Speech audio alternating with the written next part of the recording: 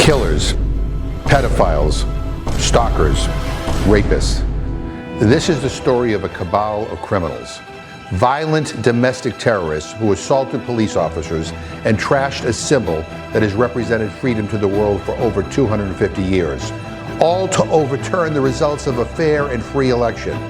Their coup may have failed, but their legacy of violence lives on, spreading far beyond the steps of the United States Capitol. Now they're back on our streets, terrorizing our communities because Trump let them go free.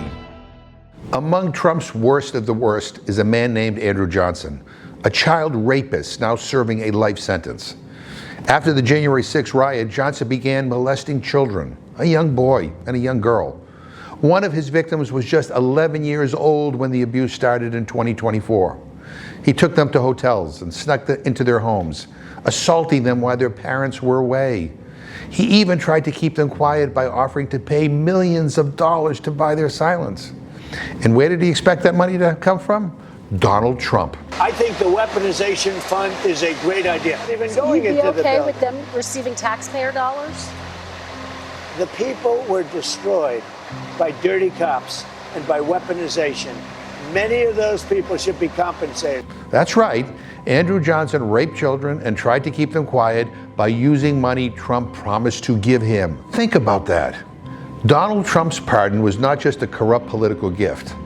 In Johnson's hands, it became a tool of sexual manipulation, a way to silence victims, a way to keep the abuse going. And he thought he could get away with it because the president would protect him. But Johnson's crimes don't even scratch the surface of the long, ever-expanding list of January 6 re-offenders, at least 40 in total. And he's hardly the only pedophile. Take Theodore Middendorf, who was convicted of destroying property and using a flagpole as a weapon during the insurrection. He's now serving a 19-year prison sentence for raping a 7-year-old child. Or Ken Lazo, who was arrested by law enforcement for forcible sodomy and raping a child under the age of 13. There's also Sean McHugh, who served jail time for raping a 14-year-old girl before the insurrection. That's right, Trump pardoned this guy after he served time for raping a child. Trump knew of his crimes and he pardoned him anyway. He also pardoned Andrew Take, who was arrested back in 2016 for soliciting a minor online for sex. Take went on to assault police officers with bear spray and a metal whip on January 6th.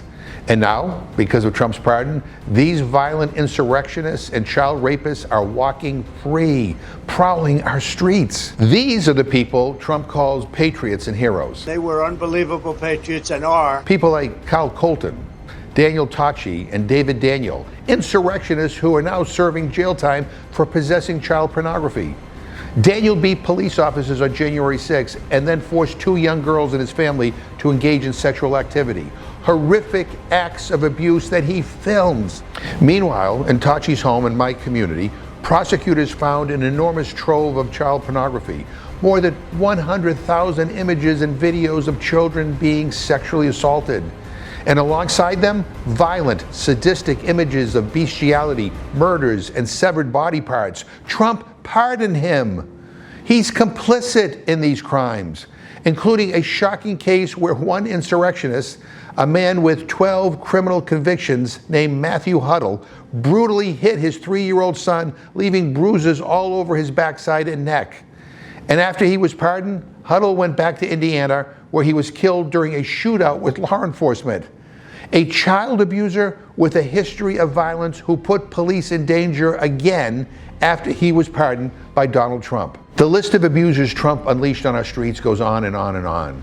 You have John Benuelos, a domestic terrorist who fired a gun during the insurrection and who's now facing charges of aggravated kidnapping and sexual assault. And there's Peter Schwartz, a man with 38 prior criminal convictions, including abusing and assaulting his wife, biting her and repeatedly punching her. He was convicted of attacking police officers on January 6th with pepper spray. Another repeat offender pardoned by Donald Trump. And in some cases, January 6th criminals' crimes have been fatal. Take Emily Hernandez, who after January 6th killed an innocent woman while drunk driving, leaving young children without a mother.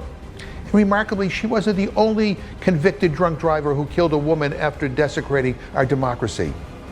Another January 6th domestic terrorist, Shane Woods, was convicted of nearly the exact same crime.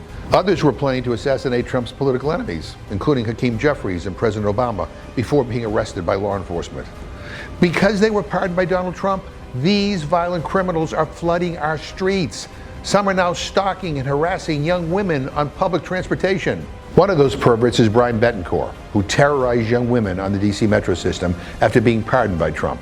For months, he stalked them, assaulted them, and filmed himself caressing their hair before finally being caught by law enforcement. What a creep. A self-proclaimed white supremacist, Betancourt brandished a Confederate flag on January 6th, threatened to commit a school shooting, and aspired to become a, quote, lone wolf killer. Despite that history of hate, violence, and assault, Trump let him go free. These are the stories Donald Trump does not want you to hear, because it exposes the lies and hypocrisy at the heart of his presidency. He says he backs the blue. He pardoned people who beat police. He says he protects the vulnerable. He released pedophiles convicted of raping children. He says he stands for law and order. He unleashed crime on our streets. January 6th was not just one day of political violence. It was the beginning of a permission structure, a message from the most powerful man in America that violence in his name will be excused, that loyalty matters more than law, that if you commit crimes for Donald Trump will have your back.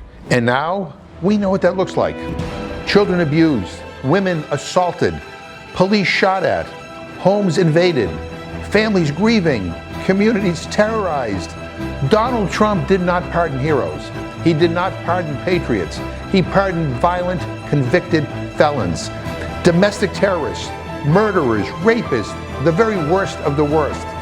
And that's why years after January 6th, it's Americans, not the insurrectionists, who are paying the price.